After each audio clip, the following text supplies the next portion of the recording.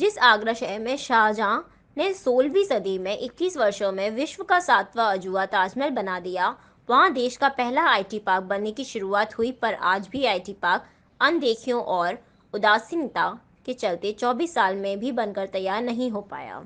IT park के निर्माण के लिए 14 सालों में प्रयासरत आईटी एक्सपर्ट अभिषेक गुप्ता ने आईटी पार्क को Guinness book of world record में शामिल करने की अपील की है।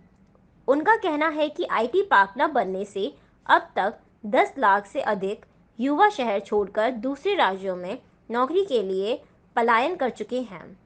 जब पहले आईटी पार्क की सिल्वर जुबली मनाने का समय होना चाहिए था, तब वो बनकर तैयार भी नहीं हो पाया है।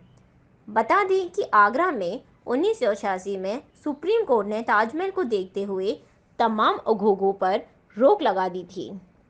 इसको लेकर सरकार ने मंथन किया और शहर में पॉल्यूशन फ्री इंडस्ट्री लाने के प्रयास शुरू किए।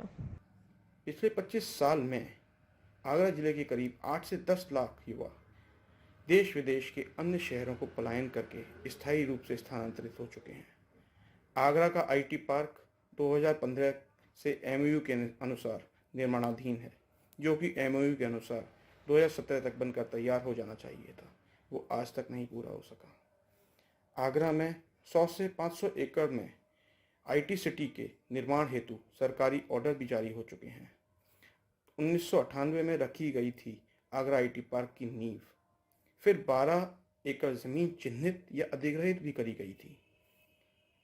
21 वर्षों में तो ताजमहल भी आगरा में बन गया था, पर 24 साल में आगरा आईटी पार्क, जो कि एक गैर प्रदूषणकारी उद्योग हो सकता है आगरा के लिए, वो स्थापित नहीं हो सका है।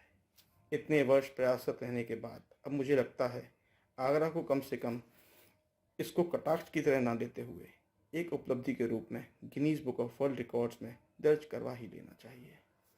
इसके लिए मैंने गिनीज बुक के एक ट्वीट का जवाब देते हुए यह प्रस्ताव रखा है। आगे आगरा की नियति। आगरा आईटी पार्क के निर्माण की धीमी गति चिंताजनक है।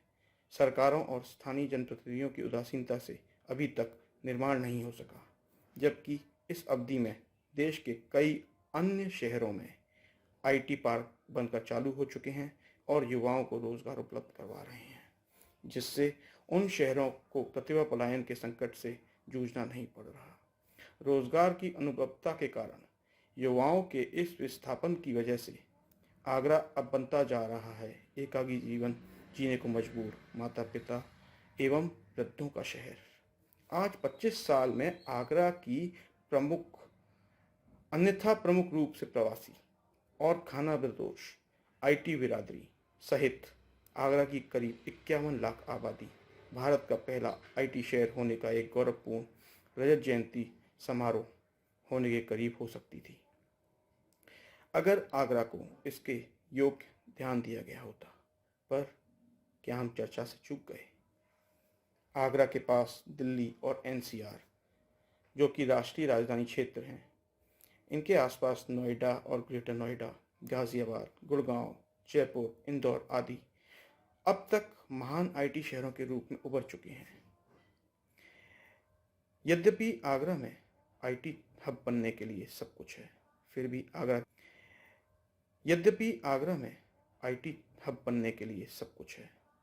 आगरा की भावना और आगरा के नागरिकों की आंखों में आगरा को सबसे प्रगतिशील और मांग वाले क्षेत्र सूचना प्रौद्योगिकी में विश्व मोर्चे पर उभरने की अब तक अपूर्ण लालसा है। आज भी हम इस उधेड़बुन का सामना कर रहे हैं जो पुरानी बातों की याद दिलाती हैं।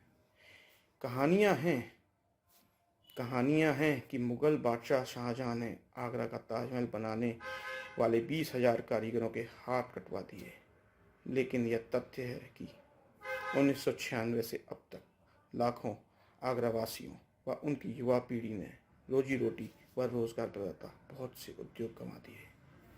आज 25 साल बाद भी आगरा के उद्योगों को लेकर बहुत से फरमान तो हैं, पर कोई यह तो साबित करे कि आगरा के गैर प्रदूषणकारी आईटी उद्योग की मांग की सुनवाई हेतु आला कमानों के पास कान तो हैं।